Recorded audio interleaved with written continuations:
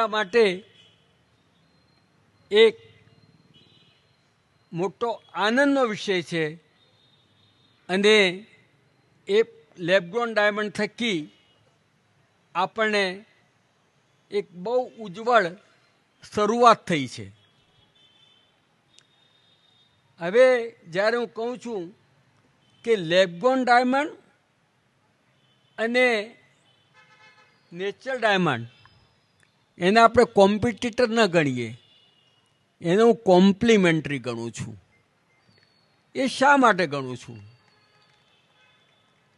કે લેબગ્રોન ડાયમંડના કારણે જેમ મેં આગળ કહ્યું એટલું બધું ડાયમંડનું માર્કેટ વિસ્તર્યું,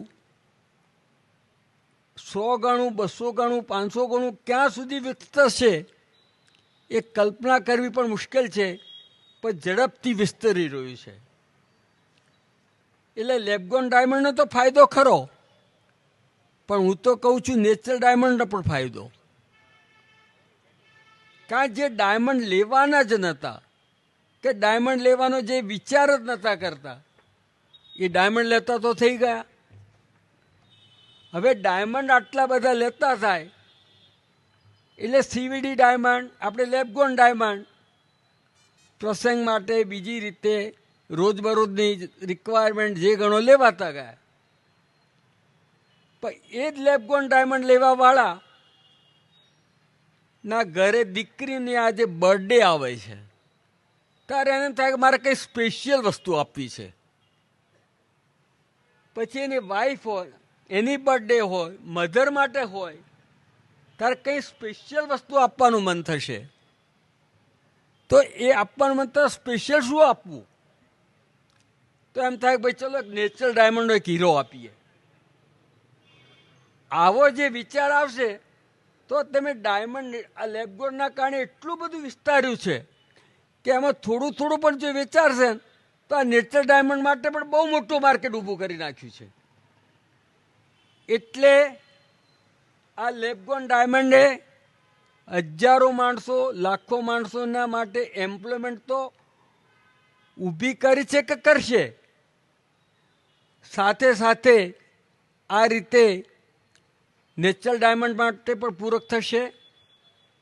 એટલે આપણે આ ઉદ્યોગ વધારે વધારે આગળ વધે અને એના થકી ઘણાના જીવન પણ ઉજ્જવળ બને, આગળ વધે.